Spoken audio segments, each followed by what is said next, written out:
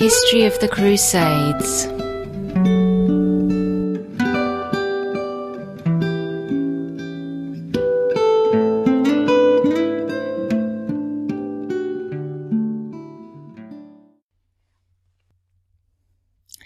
Episode 109, The Crusade against the Cathars, a short introduction. Hello again. Thanks to the money raised from the King Peter of Cyprus and the Last Crusade fundraising episode, I'm back and ready to embark on a new series of episodes on the Crusades. Not in the Middle East this time, but in southern France. To each and every one of you who purchased the fundraising episode, particularly those who paid more than the $5 asking price and or left lovely messages, thank you so much. This is for you. To those of you who are listening and thinking, what fundraising episode? I recorded an hour-long episode which covers the events following the fall of Acre and the Crusade of King Peter of Cyprus in 1365, the last crusade in which the object was the recovery of Jerusalem. If you still want to purchase it, you can. You can find it at historyofthecrusades.bandcamp.com. Right, now, in the History of the Crusades podcast series, we concluded, of course, with the fall of Acre in 1291. To start our examination of the crusade against the Cathars, we not only have to change our geographical setting from the Middle East to southern France, we also have to go back in time. When we start our chronological look at the crusade against the Cathars, we will kick off in the early years of the 13th century, so some 90 or so years before the fall of Acre. And a word of warning. This series of episodes is going to be considerably darker than the episodes set in the Middle East. As you all know, when the Latin Christians of Europe decided to conquer the Holy Land in the name of Christendom, they were opposed by the Muslims of the Middle East. Those Muslims were more than a match for the Crusaders, and in the end they prevailed and reclaimed the territory won by the Latin Christians. The Cathars, on the other hand, are pacifists. They don't have the resources or the military know-how or even the will to defend themselves in battle. While others who do will take up their cause, it's safe to say that things are not going to end well for the Cathars. While the crusade against the Muslims of the Middle East was about one word, or maybe two, Holy Land, the crusade against the Cathars is about a different H-word, heresy. The persecution of the Cathars ushers in some dark times for medieval Europe, times of terror and inquisition, times when people were tortured and burned alive in public executions for their beliefs. And it all starts here, with a crusade against the Cathars. Now, one of the things we need to discuss before we proceed much further is terminology. You say tomato, I say tomato. You say potato, I say, well, I don't actually say potato. You say Albigensian, I say Cathar. The crusade against the Cathars is also known as the Albigensian Crusade. One way of explaining the difference between the terms is to say that the Cathars are the people whom the crusade was directed against, and the term Albigensian denotes the geographic area in which it took place.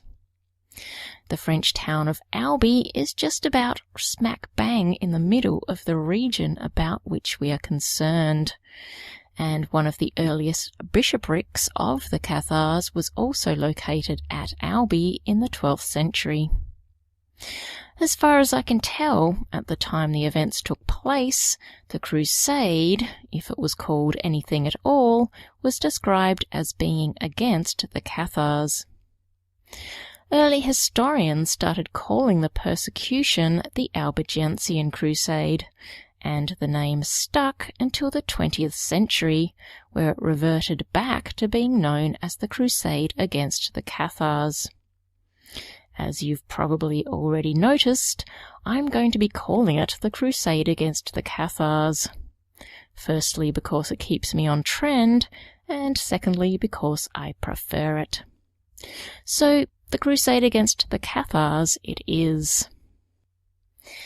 Next, we need to discuss the issue of sources.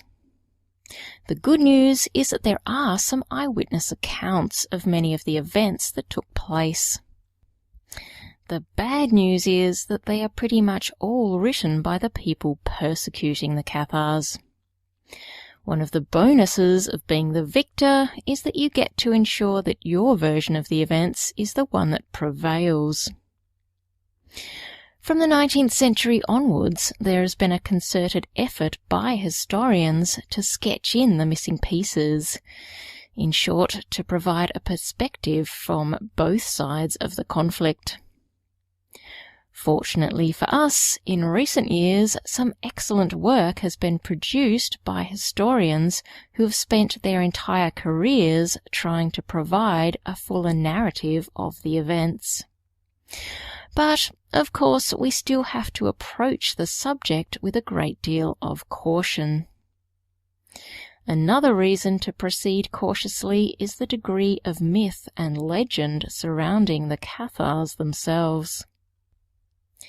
Just as the Knights Templar managed to find themselves emerging in popular culture in the 20th century as keepers of the Holy Grail and other secrets, the Cathars have been elevated to a similar position. As the French writer Jean Cocteau once wrote, and I quote, "History is facts that become lies in the end. Legends are lies which become history in the end." End quote. We need to do our best to disentangle the facts from the lies. Unfortunately, where the history of the Cathars is concerned, this is no easy task. While on one hand you need to keep a safe distance from the mystical status acquired by the Cathars during the last century, there are some recent historians who have taken scholarship on the Cathars to the other extreme. In his 2008 book, A Most Holy War, The Albigensian Crusade and the Battle for Christendom, Associate Professor of History Mark Pegg controversially argues that the Cathars never actually existed. I'll be keeping this view in mind as we move forward, although the comment in the introduction to his book that, and I quote, "history is more art than science," end quote, should perhaps sound a note of caution. So, between people using the Cathars to pin down the location of the Holy Grail, to academics questioning their very existence, where do we start in our examination of this crusade? Well, that's easy. We start in the German city of Cologne in the year 1163. A group of Cathars had arrived in Cologne from Flanders. When they failed to attend church, they were brought before the church court and questioned about their beliefs. They failed to repent, and a chronicle of the event, written some 60 years later, relates what happened next. And I quote, "On the 5th of August, 4 men and a girl were taken outside the city and burned. The girl would have been saved by the sympathy of the people if she had been frightened by the fate of her companions and accepted better advice, but she tore herself from the grasp of those who were holding her, threw herself into the flames, and was killed." End quote. Ah, well, I hear you say, it was the Middle Ages. People were being burnt alive for their beliefs all the time. Not so. at this point in history, the year 1163, burning people alive for their beliefs was actually highly unusual. In fact, in the 600 or so years following the fall of the Roman Empire, not one heretic was punished by death. The first recorded instance of a heretical execution was in the year 1022 in France. According to Professor R.I. Moore in his recent book The War on Heresy, between 1022 and the burning of the Cathars in Cologne in 1163, heretics had only been executed on 6 other occasions. Professor Moore points out that the burning of the Cathars in Cologne was a turning point. From that time onwards, the persecution of heretics and their execution became much more frequent, and in fact continued unabated throughout the remainder of the medieval period, right up until the 17th century. So, who were the Cathars, and why were they being persecuted? Well, to answer those questions, we will first need to take a closer look at southern France in the 13th century. Join me next week as we do exactly that, in our first full episode on the Crusade against the Cathars. Until next week, bye for now.